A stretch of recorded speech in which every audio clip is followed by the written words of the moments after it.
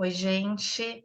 Então, eu estou aqui novamente com a Camila. A gente já fez um primeiro vídeo falando sobre mudança de hábito. Quando que a gente sabe que a gente está precisando fazer um movimento assim, né? E agora, Camila, eu queria pedir para você falar um pouco, porque o que eu acho que é muito legal é trazer uma transição mesmo para hábitos diferentes. E eu vejo que na alimentação, às vezes existe uma coisa assim de um ideal e até de propostas assim muito restritivas mesmo, né? Queria que você falasse um pouco a sua visão sobre isso. O que você Uhum. acha, por exemplo, de dietas que cortam totalmente o pão, né?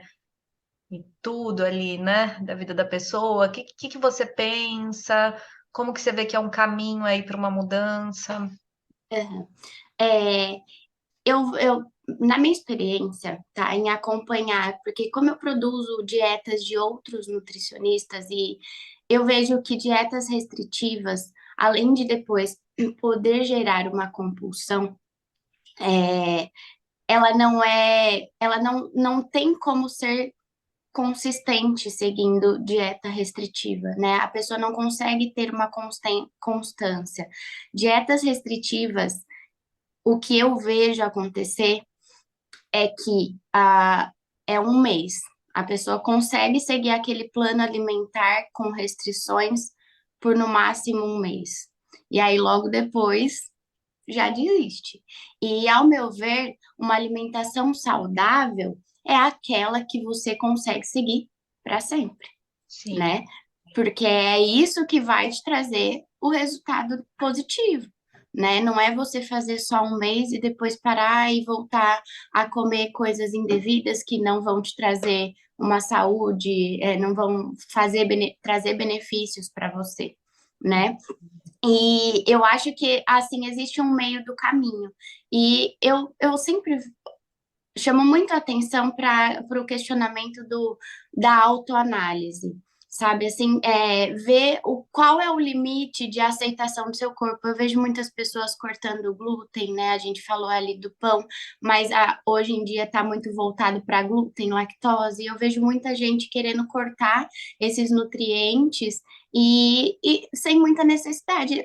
Obviamente que existem os casos com doenças, com patologias, que realmente a pessoa não pode consumir nada disso, né? Como os celíacos ou que tenham uma restrição, uma intolerância à lactose muito forte, acentuada, né? Para esses casos, claro que são exceções, porém, eu falo que o glúten em excesso não é benéfico, mas aí você tem que fazer, junto com o profissional, claro, essa análise de ver até qual o limite que o seu corpo consegue aceitar uma quantidade de glúten ou de lactose, sim. entende? Então, eu chego num ponto que por exemplo, se a gente colocando sua alimentação como um 100% ali, né, de todos os seus dias, dos 7 dias da semana, vamos colocar assim, e dividindo uma porcentagem de 80% uma alimentação limpa e 20%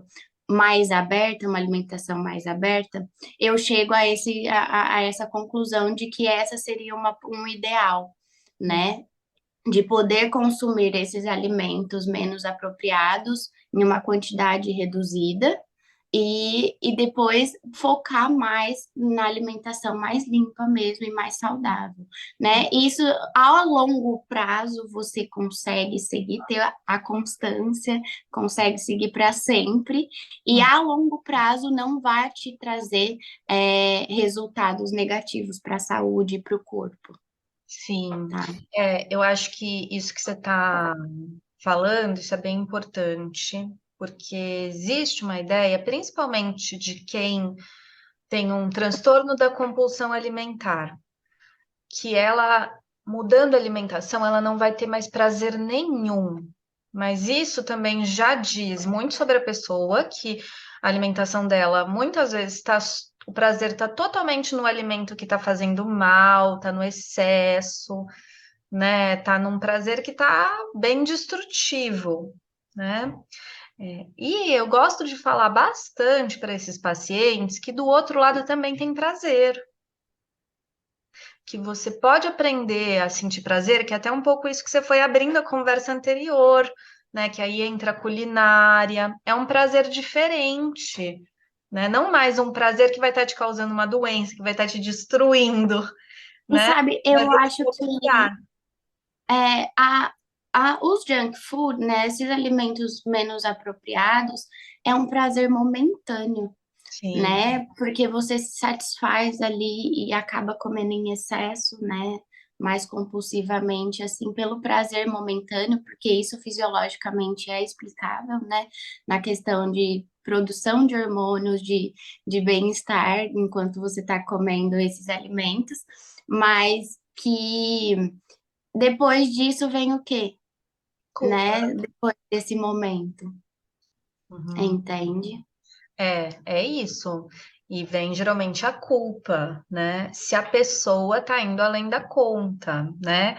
E por isso que eu gosto muito da ideia de um meio do caminho. Então, por exemplo, se a pessoa tá 80% da vida dela tendo compulsão, se ela já passa assim no início aí a ter menos compulsão e colocar mais desse autocuidado, desse contato com o corpo, né?